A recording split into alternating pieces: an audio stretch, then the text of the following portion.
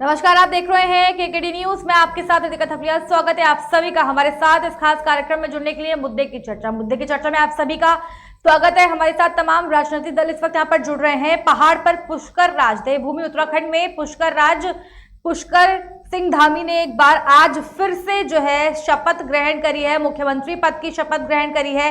मुख्यमंत्री पद के साथ साथ 8 काबीना मंत्रियों ने भी आज शपथ ग्रहण करी है। इसी को लेकर के बड़ी चर्चा, बड़ी बहस। एक बार फिर से भाजपा की प्रचंड बहुमत की सरकार ने ऐतिहासिक जीत हासिल की है। भारतीय जनता पार्टी ने ऐतिहासिक जीत उत्तराखंड में हासिल की है। उसी को लेकर के क्या कुछ चुनौतियां आगे भाजपा के पास रहने वाली हैं, सीएम पुष्कर सिंह धामी के सामने रहने वाली, इसी को लेकर के चर्चा करने के लिए तमाम राजनीतिक दल इस वक्त हमारे साथ में यहाँ पर जुड़ रहे हैं। कांग्रेस पार्टी से आशीष सैनी जी इस वक्त हमारे साथ में जुड़ रहे हैं। आपका स्वागत है हमारे साथ इस खास कार्यक्रम में जुड़ने के लिए। भाजपा से हमारे साथ पंकज डिमरी जी इस वक्त जुड़ रहे हैं। आपका बहुत स्वागत हमारे साथ इस खास कार्यक्रम में जुड़ने के लिए। सोमेश बुढ़ाकोटी जी यूकेडी से इस वक्त हमारे साथ में जुड़ रहे हैं। आपका बहुत स्वागत हमारे साथ इस खास कार्यक्रम में जुड़ने के लिए। और आम आदमी पार्टी से हमारे साथ में सहदेव खान इस वक्त जुड़ रहे हैं। आपका भी बहुत स्वागत हमारे साथ इस खास कार्यक्रम में जुड़ने के लिए। आपको बता दें कि लगातार ये कयास लगाए जा रहे थे कि मुख्यमंत्री कौन बनेगा, तमाम तरीके के नाम सामने आ रहे थे, लेकिन कल जो है मुख्यमंत्री के नाम पर मुहर जो है लग चुकी है और आज जो है मुख्यमंत्री पुष्कर सिंह धामी जो है शपथ ग्रहण करते हैं। तमाम दिग्गज नेता भी आज वहां पर मौजूद रहते हैं। अमित शाह, नरेंद्र मोदी, योगी आदित्यनाथ भी आज शपथ ग्रहण समारोह में मौजूद रहे। इसी को लेकर के बड़ी चर्चा। सबसे पहले डिमरी जी आपके पास में इसी बड़े सवाल के साथ में आ रही हूं, क्या कुछ चुनौतियां सामने देख रहे हैं सीएम पुष्कर सिंह धामी को लेकर के? निश्चित तौर पर पहाड़ का विकास इस चुनौती का जिम्मेदारी पुष्कर सिंह धामी जी ने ली है और नरेंद्र मोदी जी के नेतृत्व में, उनकी अगुवाई में भारतीय जनता पार्टी को उनके नाम और उनके विश्वास पर एक प्रचंड बहुमत इस प्रदेश की जनता ने दिया। और नरेंद्र मोदी जी का जो विजन है इस पहाड़ के विकास का, धामी जी का जो विजन है और हमारे संकल्प पत्र में जिन बातों का भी हमने उल्लेख किया, उन सारे सपनों को साकार करने के लिए ये कैबिनेट प्रतिबद्ध है और बहुत जल्दी इन कामों की शुरुआत होने जा रही है। और आज ही कैबिनेट की अभी एक बैठक चल रही है जिसमें हमें पूरी उम्मीद है कि जनहित के कुछ निर्णय लिए जाएंगे और पूरे 5 साल हम इस राज्य को भारत के सर्वश्रेष्ठ और उत्तम प्रदेश के रूप में स्थापित करेंगे। ठीक है, मैं लौटूंगी आपके पास डिमरी जी। आशीष सैनी जी सुन पा रहे हैं मेरी आवाज? कांग्रेस पार्टी से इस वक्त हमारे साथ में जुड़े हुए हैं आशीष सैनी जी। चलिए, आम आदमी पार्टी की ओर बढ़ूंगी। सहदेव खान, किस तरीके से देख रहे हैं पुष्कर सिंह धामी? एक बार फिर उत्तराखंड की कमान उनको मिल जाती है, उत्तराखंड की कमान पुष्कर सिंह धामी को मिलती है। किस तरीके से देख रहे हैं? आज शपथ ग्रहण समारोह भी वहां पर हुआ, बड़े दिग्गज नेता भी वहां पर आए। किस तरीके से देख रहे हैं? आशीष सैनी जी, मेरी आवाज आप तक पहुंच पा रही है? हाँ जी, आवाज आ रही है। ठीक है। आशीष सैनी जी, कांग्रेस पार्टी किस तरीके से देख रही है? प्रचंड बहुमत की सरकार, ऐतिहासिक जीत हासिल की है भारतीय जनता पार्टी ने, किस तरीके से देख रहे हैं? और दोबारा से युवा नेतृत्व, युवा मुख्यमंत्री पुष्कर सिंह धामी, क्योंकि कई तरीके के कयास लगाए जा रहे थे, कई नाम सामने आ रहे थे, चाहे वो TSR 1 के हो, अनिल बलूनी के हो, रमेश पोखरियाल निशंक के हो, तमाम नाम सामने आ रहे थे, लेकिन पुष्कर सिंह धामी के नाम पर ही जो है शीर्ष नेतृत्व ने मुहर लगाई है। और अब आज शपथ ग्रहण समारोह भी पूर्ण हो चुका है। 8 काबीना मंत्रियों ने भी शपथ यहाँ पर ली है। किस तरीके से देख रहे हैं? नहीं, हम लोग सरकार के इस जो अभियान है, जो कार्यक्रम है, इसको एक लोकतांत्रिक प्रक्रिया के रूप में देख रहे हैं। विधायकों ने बहुमत की सरकार बनाने के बाद अपने चयन किया है और हम इस सरकार का स्वागत करते हैं और हम उम्मीद करेंगे कि सरकार उन आकांक्षाओं पर खरा उतरेगी जिसके लिए उत्तराखंड की जनता ने इनको चुना है। लेकिन मेरा एक सवाल ये भी है कि महंगाई और बेरोजगारी ये हमारे सबसे महत्वपूर्ण इशू हैं। इन महत्वपूर्ण इशू पर ये सरकार अगर चर्चा करेगी तो मुझे निश्चित रूप से खुशी होगी कि वो महंगाई और बेरोजगारी से हमें कैसे निजात दिलाए। पलायन पर बड़े बड़े वादे थे, कहीं बहुत सारे काम थे, उन सब पर अगर काम होने की आवश्यकता है तो आज उसकी जरूरत है कि ऐसा हो। बिल्कुल, मैं आपके पास लौटूंगी। आशीष सैनी जी, पंकज डिमरी जी, इसी बड़े सवाल के साथ मैं आपको लेकर के आपके पास आ रही हूँ। महंगाई और बेरोजगारी को लेकर के पूरे देश में, पूरे प्रदेश भर में तमाम तरीके के सवाल जो है कहीं ना कहीं भाजपा के ऊपर खड़े होते हैं। क्या कुछ कहेंगे महंगाई को लेकर के? दिन प्रतिदिन धामी सरकार क्या कुछ महंगाई को लेकर के? देखिए, महंगाई का जहां तक विषय है, ये पूरी के भारत की अर्थव्यवस्था के आधार पर निर्भर करती है और कई बार अंतर्राष्ट्रीय घटनाक्रमों का भी बाजार के मूल्यों पर, पेट्रोल उत्पादों पर प्रभाव पड़ता है, जिसकी वजह से ये ना अगर कैमरे में स्टैंड में लगा तो कटिंग हो गया, मेरा ही रास्ता रहता है। अगली बार कर दूंगा सेट से, मेरा फ्रेश नहीं आ रहा। सनी साहब का माइक बंद हो जाता। रखिए अपनी बात पंकज डिमरी जी। बहुत सारे राष्ट्रीय और अंतर्राष्ट्रीय कारण होते हैं, परिस्थितियां होती हैं। कभी जलवायु की वजह से महंगाई की दरों में बढ़ोतरी होती है, कभी अंतर्राष्ट्रीय स्तर पर जिस तरह की घटनाक्रम चल रहा है, मसला अभी रूस का है, यूक्रेन के विवाद चल रहा है, तो पेट्रोकेमिकल्स की कीमतों में जो उछाल आता है, इन सारी चीजों के बहुत सारे घटनाक्रम होते हैं और केंद्र सरकार महंगाई पर नियंत्रण करने के लगातार गंभीरतापूर्वक प्रयास कर रही है और साथ ही भारत के आम और गरीब तबके पर महंगाई का दुष्प्रभाव न पड़े, इसके लिए राज्य और केंद्र सरकारें लगातार जन कल्याणकारी नीतियां लेके आ रही हैं और इसी का परिणाम है। हाँ, हम स्वीकार करते हैं कुछ क्षेत्रों में महंगाई हुई है, पर निम्न आय वर्ग के लोगों के लिए, गरीब परिवारों के लिए निःशुल्क खाद्यान्न की योजना राज्य और केंद्र सरकारों ने करी है। बहुत सारी विभिन्न योजनाओं पर सब्सिडी और अनुदान दिया जा रहा है। तो निश्चित तौर पर जिन लोगों पर महंगाई का दुष्प्रभाव पड़ता है, उनके बचाव के लिए राज्य और केंद्र सरकार गंभीर है और ये प्रयास आगे भी सतत जारी रहेंगे और महंगाई की दरों में भी निश्चित तौर पर आने वाले समय में नियंत्रण लगेगा। ठीक है, मैं लौटूंगी आपके पास पंकज डिमरी जी। आम आदमी पार्टी के पास आगे बढ़ते हैं। सहदेव खान इस वक्त हमारे साथ में जुड़े हुए हैं। सहदेव जी की आवाज हम तक नहीं पहुंच रही। मैं आशीष सिंह जी एक बार फिर से आपके पास में आ रही हूँ। डिमरी जी का कहना है कि तमाम तरीके की कोशिशें की जा रही हैं और अगर इंटरनेशनल लेवल की भी बात की जाए, अंतर्राष्ट्रीय में जो घटनाएं देखने को मिलती हैं, जो घटना जैसे कि यूक्रेन और रूस का इस वक्त युद्ध चल रहा है, इसके दुष्प्रभाव भी कहीं ना कहीं अर्थव्यवस्था में, आर्थिकी पर कहीं ना कहीं पड़ते हैं।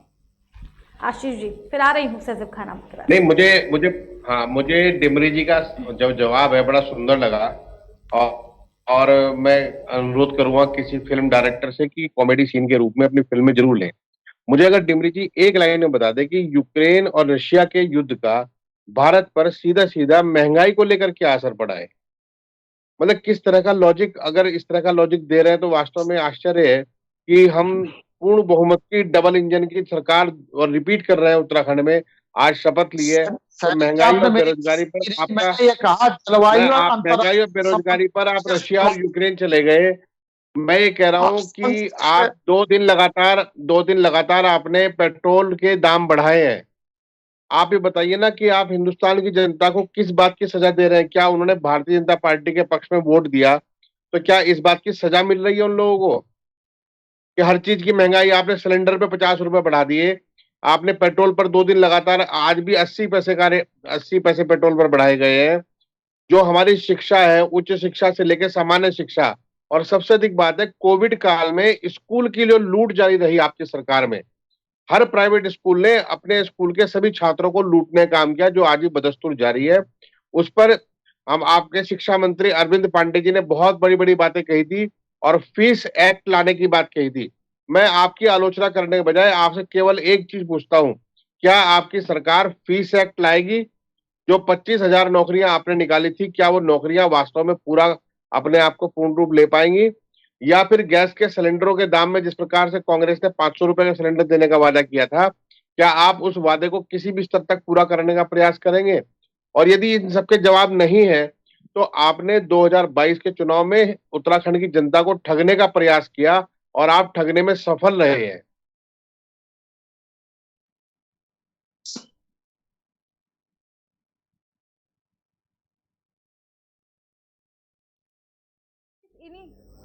पंकज डिमरी जी, इन्हीं सवालों पर आपकी प्रतिक्रिया। डिमरी जी।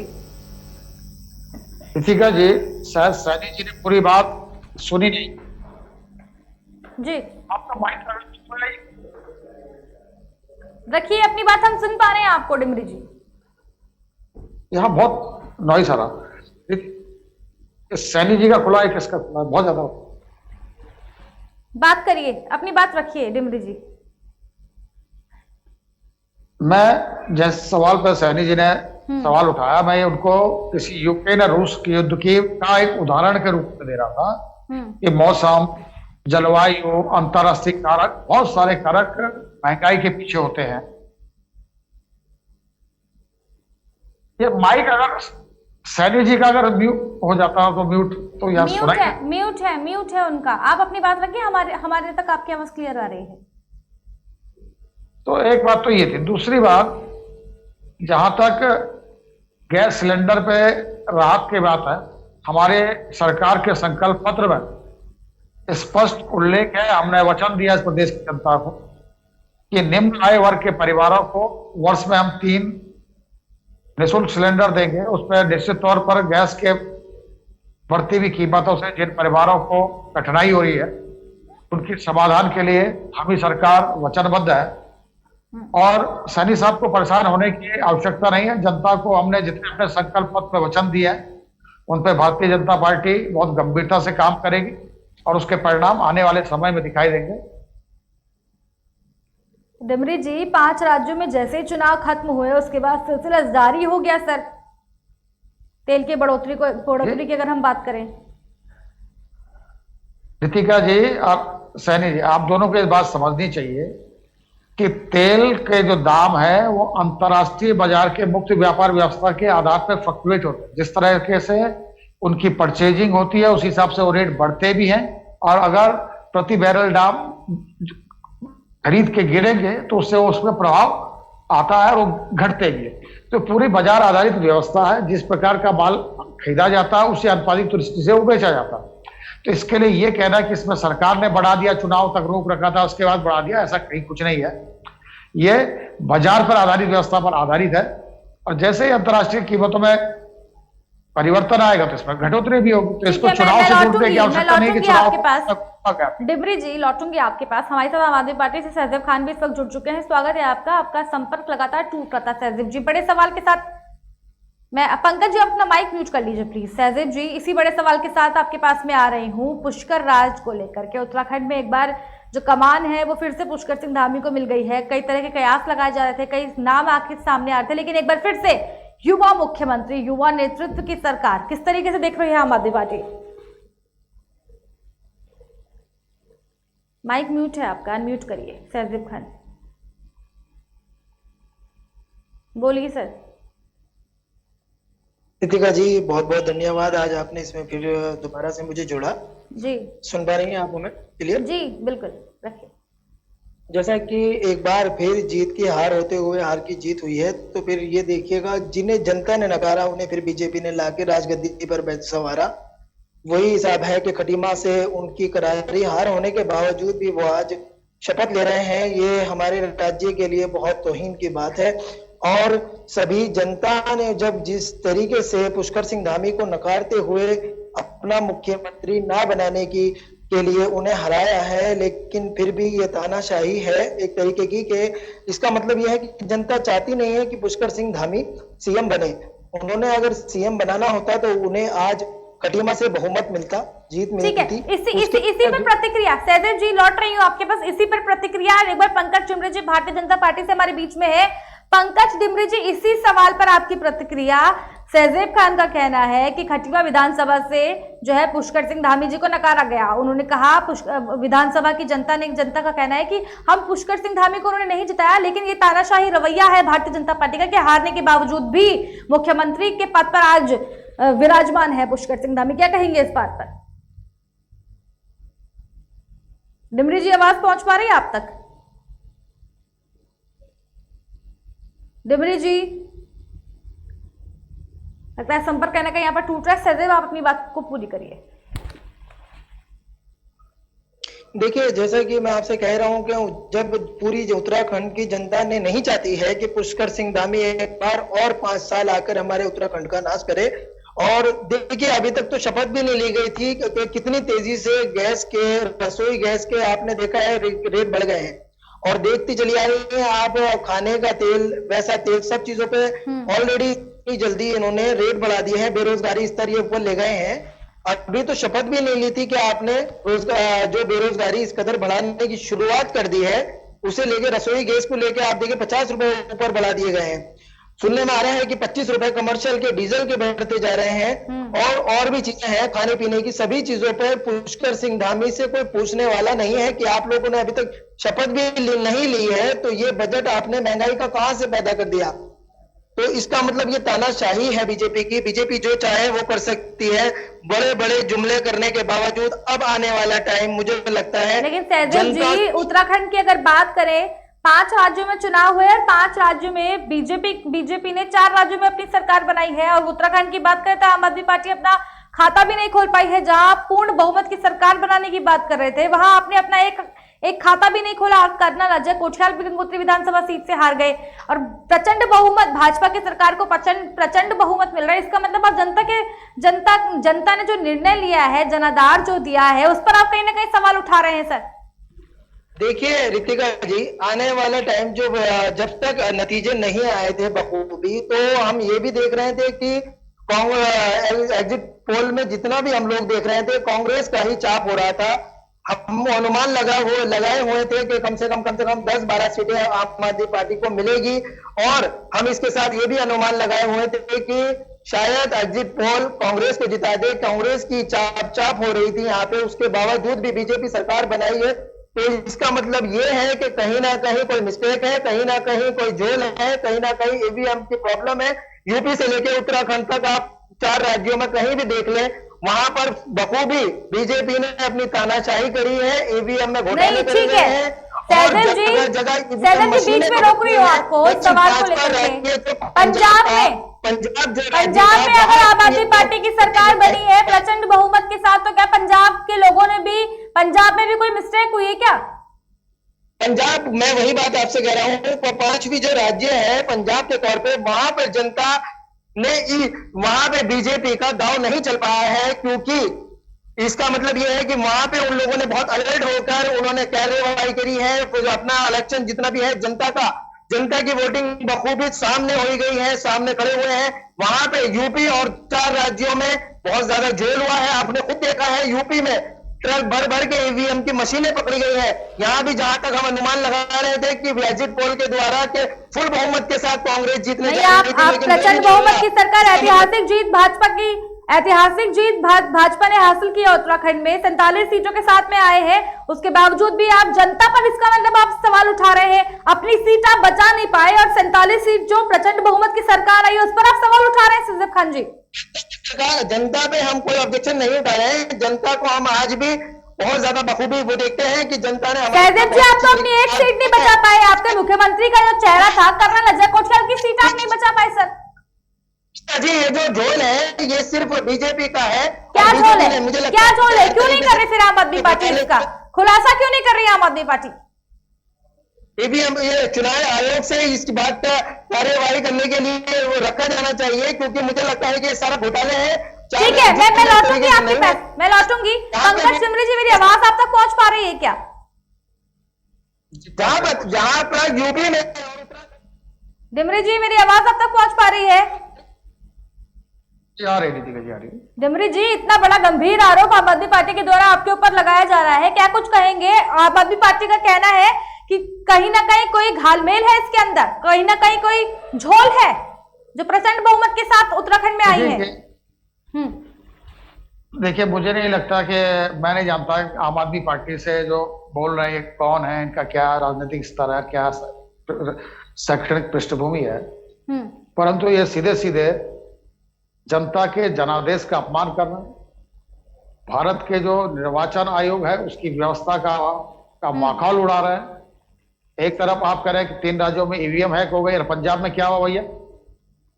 आपके बयान से सिद्ध हो रहा है कि जिस तरह की आप बात कर रहे हैं कि आप अपनी पार्टी की बात कम कर रहे हैं, आपको लग रहा है कि हम तो हारे पर कांग्रेस वाले तो जीतने चाहिए थे। पर कौन सा राजनीतिक दल है, कैसे लगता है आप वहां? और यदि हमको तानाशाही की बात कर रहे हैं, जिस आपातकाल जिस देश में कांग्रेस ने तानाशाही लाई थी, इंदिरा ने आपातकाल लगाया था, उस कांग्रेस की आप पैरवी कर रहे हैं। और आप, ये पार्टी आम आदमी पार्टी अराजकतावादी पार्टी है। भारतीय जनता पार्टी को 47 विधायक हमारे जीते। आपको ये जरा समझ में नहीं आ रहा?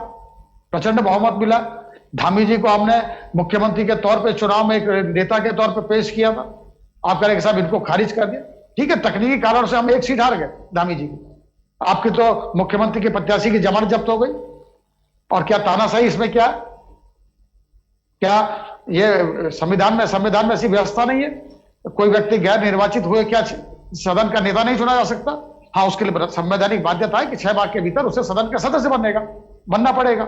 तो धामी जी अगले 6 माह के भीतर सदन में निर्वाचित विधायक हो, इसमें तानाशाही जैसा विषय कैसे आ गया? कैसे इस शब्द का ये प्रयोग कर रहा है?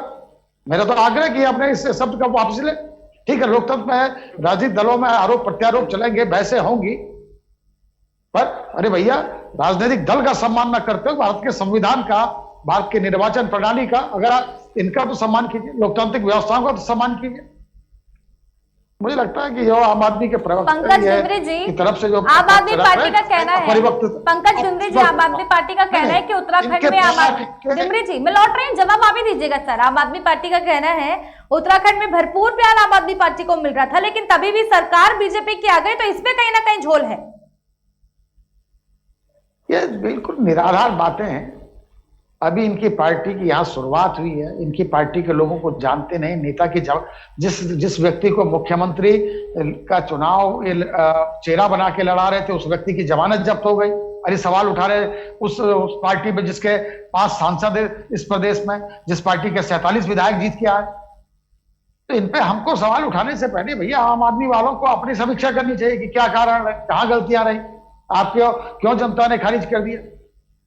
आप धामी जी पे सवाल उठा रहे जो मुख्यमंत्री की शपथ ले गए, और उठा सवाल कौन उठा रहे? जिनका एक आदमी नहीं जीता, जिनकी पूरे प्रदेश में जमानत जब्त हो गई। तो कौन इनकी बात सुन रहा? भाई अपने घर जाओ, अपने पार्टी कार्यालय अपनी समीक्षा करो। भारतीय जनता पार्टी की समीक्षा ना करें ये लोग। जनता ने हमको जनादेश दिया, वो जनादेश का सम्मान करेंगे। निश्चित तौर पर जो संकल्प पत्र में हमने वादे किए हैं हम उनको पूरा करेंगे। जो नौकरियों की बात है वो प्रक्रिया चालू हो गई है। आज ही के मैं कह रहा हूं आपसे दावे के साथ कर, आज पहली कैबिनेट होगी। पहली कैबिनेट में बहुत सारे लोकप्रिय जन कल्याणकारी निर्णय ले जाने की पूरी संभावना है। धामी जी ने इसके संकेत दिए। एक सवाल और मैं आपसे पूछ रही हूं डिमरी जी, पिछले बार अगर हम चुनाव की बात करें, आचार संहिता से पहले तमाम तरीके की घोषणा जो है पुष्कर सिंह धामी जी ने की थी, चाहे वो महिलाओं को लेकर के हो, स्वरोजगार योजनाओं को लेकर के हो, सुदूरवर्ती इलाकों को लेकर के हो, शिक्षा को लेकर के हो, अस्पतालों को लेकर के हो, बेरोजगारी को लेकर के हो। उन घोषणाओं का क्या है, उन पर क्या काम करने वाली है? सवाल कई हैं डिमरी जी। निश्चित तौर पर पुष्कर सिंह धामी जी ने जितनी भी घोषणाएं चुनाव पूर्व करी हैं उन पर सब पर शासनादेश जारी हो गए।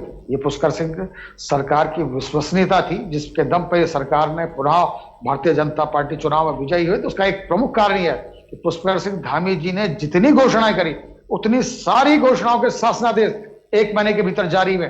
कोई मुख्यमंत्री की ऐसी घोषणा नहीं जिस पर शासनादेश जारी न हुए, जिन पर कार्रवाई न हो। हाँ, अगर वो योजनाओं पर घोषणा पर शासनादेश जारी हो गया और चुनाव आचार संहिताओं की वजह से वो जमीन पर वो काम उतर नहीं पाया, तो निश्चित तौर पर आचार संहिता समाप्त हो गई है।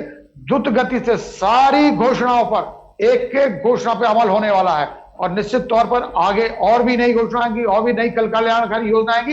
एक एक योजना पर पुष्कर सिंह धामी और भारतीय जनता पार्टी की सरकार काम करेगी, और हमारी इसी नीति और नियत की वजह से इस प्रदेश की जनता ने हमको आशीर्वाद दिया। ठीक है, मैं लौटूंगी आपके पास में। आशीष सैनी जी, एक बड़े सवाल के साथ में आपके पास में आ रही हूँ। उत्तराखंड में जिस तरीके से लगातार हमने आंदोलन देखे, मेरी आवाज आप तक पहुंच पा रही है सर?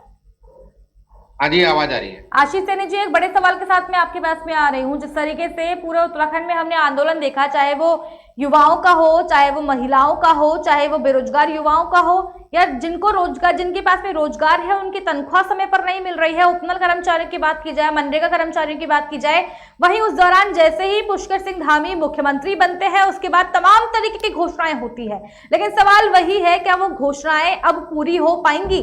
बड़े सवाल हैं। अब नई घोषणाओं की तरफ तो चलेंगे, लेकिन क्या पुरानी घोषणाएं, पूर्व काल में जो घोषणाएं हुई थी, क्या वो घोषणाएं अब पूरी हो पाएंगी उत्तराखंड में? मैं अगर आप जो मेरा मुख्यमंत्री पुष्कर सिंह धामी जी के घोषणाओं, मेरी आवाज आ रही है आप तक? जी, पहुंच रही है। माननीय मुख्यमंत्री पुष्कर सिंह धामी जी पहले भी मुख्यमंत्री रह चुके हैं और आज दोबारा शपथ ली है। मैं इनकी घोषणाओं के आधार पर अगर मैं इनका आकलन करूं तो पुष्कर सिंह धामी जी एक झूठे और भ्रष्ट मुख्यमंत्री हैं।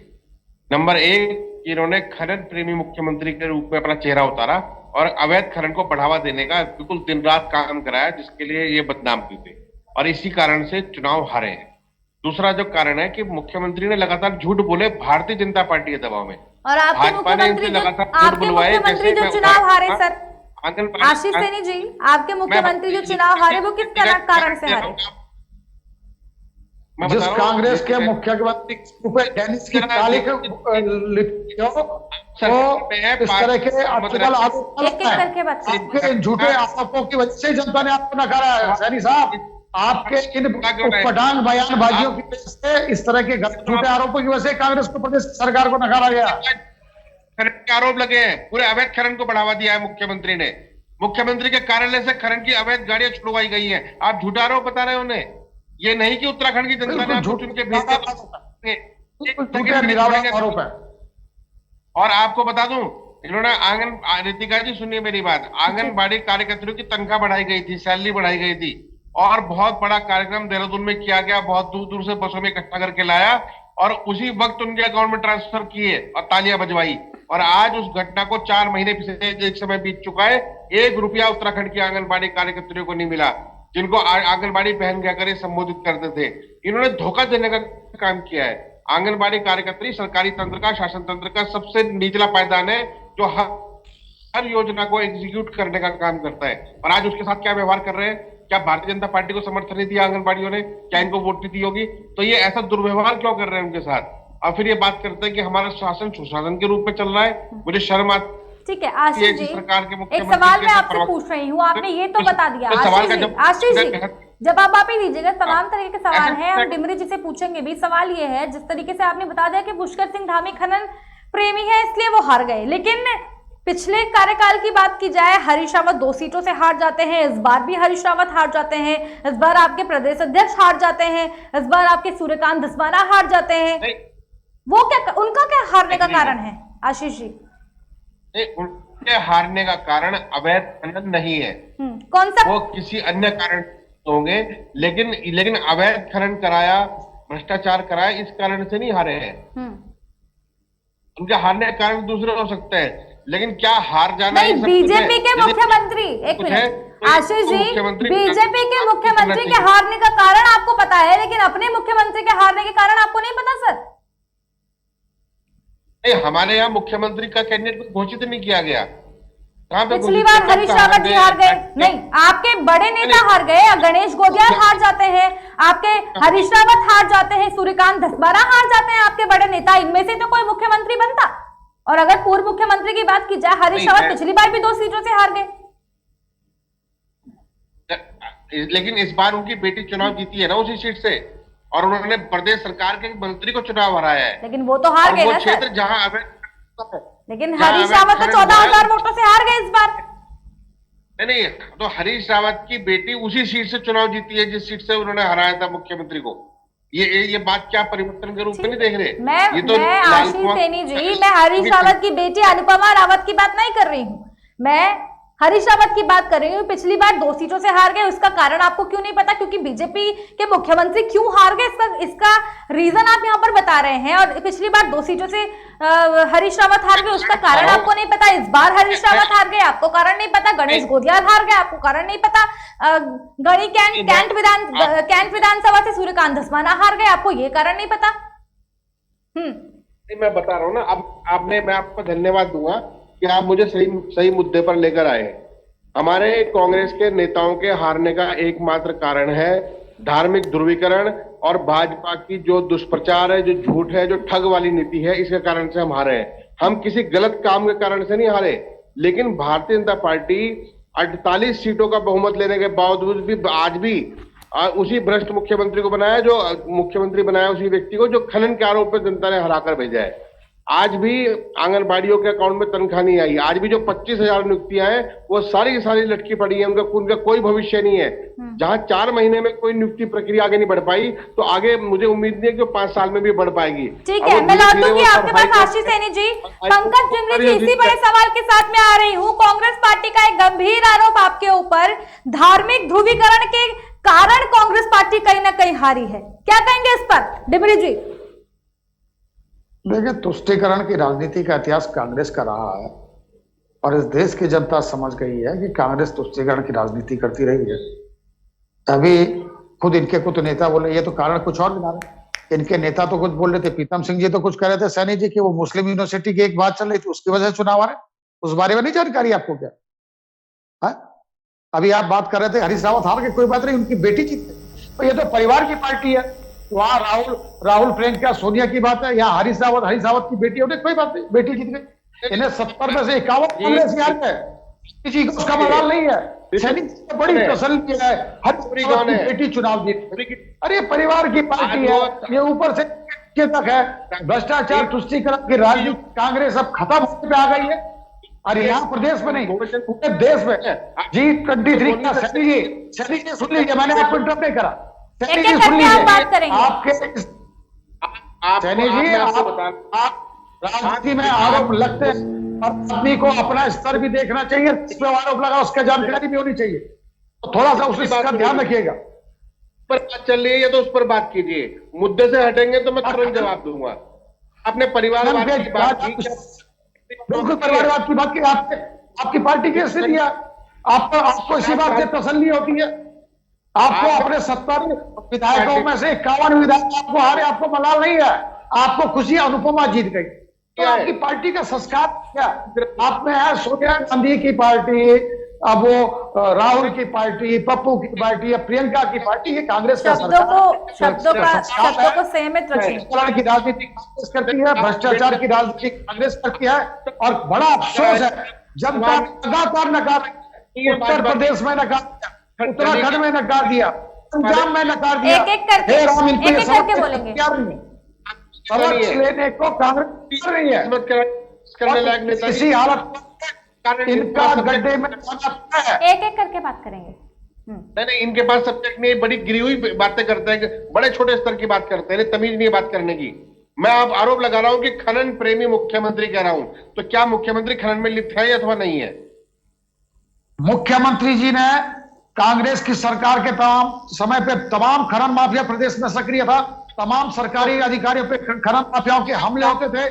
पुष्कर सिंह धामी जी ने खनन के माफियाकरण को रोकने के लिए, खनन के क्षेत्र में कालाबाजारी को रोकने के लिए खनन नीति का सरलीकरण करा है, जिससे तमाम खनन माफियाओं को आघात पहुंचा है। इसलिए कांग्रेस के लोग बौखला के इस तरह के झूठे आरोप लगा रहे हैं। उत्तराखंड की जनता को ठग चुके हैं, इसलिए कांग्रेस के झूठे प्रपंच जनता आई थी ना, आगे आने वाली है। ये धर्म के नाम पे वोट मांगते हैं और बापे जय श्री राम कह के जेब काटते हैं, ये इनका काम है। इन्होंने धर्म के नाम पे वोट मांग के अपने विधायक बनाए, और आज जब काम करने का वक्त आया तो ये जेब काटने में लगे हुए हैं। कहीं पेट्रोल का दाम बढ़ा रहे हैं, कहीं गैस का दाम बढ़ा रहे हैं। आशीष सैनी जी आएंगे, आशीष सैनी जी आपको भी पूरा मौका दूंगी मैं बोलने का, लेकिन एक बार पंकज डिमरी जी की पूरी बात सुन लेते हैं। आप इनसे ये कहिए डिबेट में सब्जेक्ट ना बदले। ठीक है, डिमरी जी रखिए अपनी बात को, फिर मैं आपके पास लौट रही हूँ। आशीष सैनी जी, डिमरी जी रखिए। बहन जी मेरी समझ में नहीं, आप पांच राज्यों के चुनाव में 4 प्रदेशों में भारतीय जनता पार्टी की सरकार बनी, और 5 के 5 राज्यों में कांग्रेस की दुर्गति हुई है। और केवल उत्तराखंड नहीं, उत्तर प्रदेश में इनके पास 2 व्यक्ति जीते। एक अभी सोशल मीडिया में चल रहा था कि कांग्रेस के जीते विधायकों को देखने के लिए अब टिकट नहीं। पंजाब में इनका मुख्यमंत्री चन्नी जी 2 सीटों से हार गए। यहां इनके मुख्यमंत्री के बड़े लोकप्रिय हरीश रावत जी, वो चुनाव हार गए, छोटे मोटे अंतर से नहीं, 17,000 के अंतर से हारे। और उस व्यक्ति ने हारा है जो व्यक्ति इससे पहले जिला पंचायत सदस्य था। तो कांग्रेस के बाद सैनी साहब इस समय आरोप लगाने की कोशिश मत करो, कोई नहीं सुनेगा आपकी बात को। कांग्रेस के लिए समय के 1.5 साल आप समीक्षा करें कि क्या कमी है कांग्रेस में। हम चाहते हैं एक पुराना दल है, रहना चाहिए, पर आप अपना आप मंथन करिए, चिंतन करिए। ये आरोपों की राजनीति से कांग्रेस का भला होने वाला नहीं है। आप किसको क्या सुने? जनता ने आपकी बातों को नकार दिया। अब इन टीवी डिबेट्स पे, सोशल मीडिया डिबेट्स पे अनाप शनाप बोल के कोई हासिल होने वाला नहीं।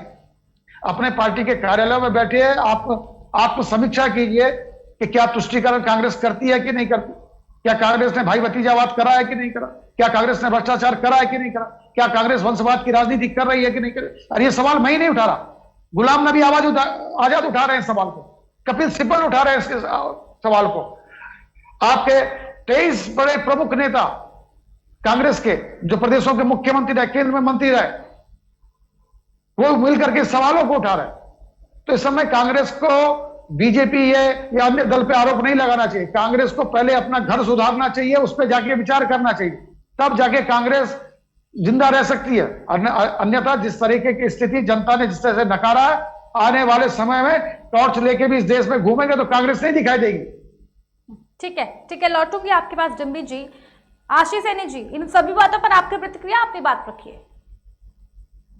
दूसरी बात, मैं इस बातों पर प्रतिक्रिया देने से पहले ये कहूंगा कि बात उत्तराखंड राज्य के नए मुख्यमंत्री और उनके कामों पर हो रही थी। ये सीधा ग्रुप 23 के हमारे नेताओं के पास पहुंच गए, सोनिया गांधी जी पर पहुंच गए, सब जगह पहुंच गए।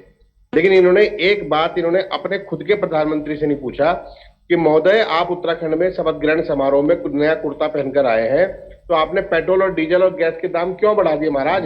कम से कम शपथ ग्रहण तक तो इंतजार कर लेते। इनकी पूछने की हिम्मत नहीं है, इनके मुख्यमंत्री की हिम्मत नहीं है, इनके मंत्रियों की हिम्मत नहीं है पूछने की। रेखा आर्य जी बाल विकास विभाग में मंत्री रही हैं और बाल विकास विभाग के कई वीडियो वायरल हुए जहां इन्होंने बहुत सारे खाद्य सामग्री आंगनबाड़ी केंद्रों पर भेजने के बजाय वहां से उनको पैदल कई किलोमीटर चलकर उनको बोझ लेकर जाना पड़ा। तो क्या इनको दुख नहीं था? और वास्तव में मैं ये कहूंगा कि उत्तराखंड की जनता को खुद भी देखना चाहिए कि जिस प्रकार का बड़बोलापन इनके आज की डिबेट में और हजारों डिबेट में मिलता है, ये लोग बात करते हैं कि कांग्रेस हार गई है। कांग्रेस की हार का एकमात्र कारण है हिंदू मुस्लिम नाम पर जो ध्रुवीकरण किया जा रहा है। बार बार ये कहा जा रहा है कि भाजपा हिंदुओं की पार्टी है और हम हिंदुओं की पार्टी का ठेकेदार सिर्फ केवल भाजपा बन चुकी है, जो हिंदुस्तान की जनता को बरगलाकर, बहला फुसलाकर और तमाम तरह के छल प्रपंच करके किसी भी तरीके से कैसे भी करके उनको वोट लाकर जीतने तक का काम है बस। उसके बाद कैसे उनका गला घोटा जा रहा है उस पर कोई ना तो जनता कोई सवाल पूछ रही, इसलिए ये लोग अभी इतना खुश है। लेकिन याद रखिए कि 19 विधायक हमारी कांग्रेस पार्टी के, इनसे हर वक्त सड़क पे भी और संसद में भी लगातार सवाल पूछेंगे कि आपने महंगाई, बेरोजगार, पलायन और जिन मुद्दों पर हमने मुद्दे उठाए, आप उन मुद्दों पर क्या करेंगे?